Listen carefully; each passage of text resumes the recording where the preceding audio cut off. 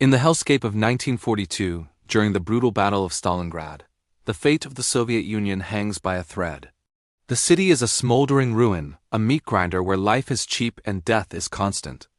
Amidst this chaos, a young shepherd from the Ural Mountains named Vasily Zaitsev arrives, thrown into the front lines with nothing but a handful of bullets and a grim determination to survive.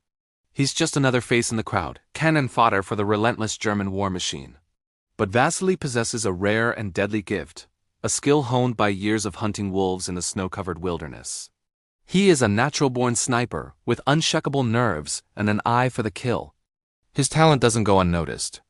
A shrewd political commissar, Danilov, sees Vasily not just as a soldier, but as a symbol. A hero, Danilov begins to publicize Vasily's exploits, transforming the humble shepherd into a legend. Each successful kill is reported in the papers, his name whispered with awe among the desperate soldiers and civilians. He becomes the Angel of Stalingrad, a beacon of hope in the darkest of times, proving that one man can indeed make a difference. As Vasily's reputation grows, so does the morale of the Red Army. His sharpshooting skills single-handedly crippled German officer ranks, sowing fear and disarray. The German command, frustrated by this one-man army, decides they need to extinguish this flame of hope. They dispatch their own best sniper, a highly decorated and ruthless Bavarian aristocrat, Major Erwin König. König is a professional, a master of his craft, cold, calculating, and utterly lethal. He arrives in Stalingrad with a single mission: to hunt down and eliminate Vasily Zaitsev. What follows is not just a battle between two soldiers, but a clash of ideologies, a tense and personal duel set against the vast, desolate backdrop of the ruined city. It's a deadly game of cat and mouse, a psychological war fought through the scopes of their rifles. Every shadow, every pile of rubble, every glint of light could be a trap. They are hunters and hunted, two masters of their art locked in a silent, deadly ballet. Vasily, the shepherd, relies on instinct and cunning learned from nature. König, the nobleman, uses precise, methodical, and textbook techniques. The stakes are immense. For Vasily, it's about defending his homeland and the people he's come to care for.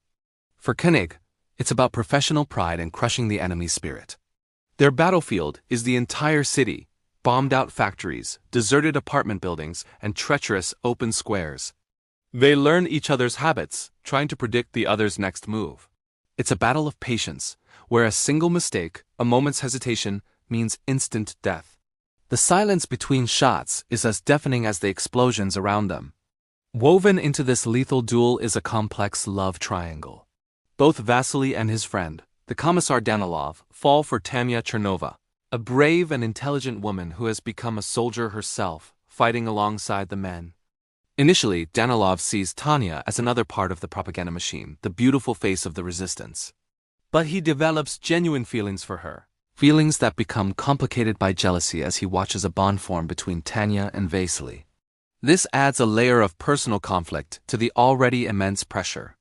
Danilov, who created the hero Vasily, now resents the man behind the legend, especially as Tanya's heart leans towards the sniper. The personal drama intensifies the external conflict. Vasily is no longer just a symbol. He's a man torn between duty love and survival. He grapples with the immense weight of being a hero, a role he never asked for. The propaganda that built him up now feels like a cage. He confides in Tanya, finding solace in her presence. Their connection is a small flicker of humanity in an utterly inhuman world. But this connection also becomes a vulnerability, a weakness that the calculating Major König might exploit. The duel reaches its climax in the twisted steel labyrinth of a rail yard. König, growing desperate and frustrated, uses a young boy named Sacha as bait. Sacha had been a double agent, feeding information to both sides, but ultimately chose to help Vasily. König, discovering the boy's betrayal, uses him to lure Vasily into a trap. This cruel act strips away any remaining pretense of honor in their conflict. It's no longer just a professional duel. It's personal. The death of the boy fuels Vasily with a cold, vengeful fury. In the final confrontation, Vasily and Danilov work together. Danilov, realizing the monster his own jealousy has made him and understanding the true meaning of sacrifice, deliberately exposes himself. He draws Knig's fire, giving his own life to reveal the German sniper's hidden position. In that split second, with König's location betrayed by the muzzle flash, Vasily takes his shot. The legendary German sniper falls, his reign of terror over. The duel is won. As the battle for Stalingrad turns, with the German army encircled and facing defeat, Vasily finds Tanya, who has been gravely wounded. He carries her to safety, a promise of a future beyond the war. The film ends not with a grand celebration of victory, but with a quiet, somber note. Vasily, the shepherd who became a hero, returns to being a man, one who has survived hell but is forever changed by it. He found love and lost friends, and his legend helped turn the tide of the war. Enemy at the Gates is a powerful story about the human cost of war, the nature of heroism, and the intense personal battles that are fought within the larger conflict. It shows that even in the most brutal of circumstances, the human spirit, with its capacity for love, courage, and sacrifice, can endure. Thank you so much for watching. If you enjoyed this deep dive into Enemy at the Gates, hit that like button and subscribe for more movie summaries and analyses. Let us know in the comments what movie you'd like to see next.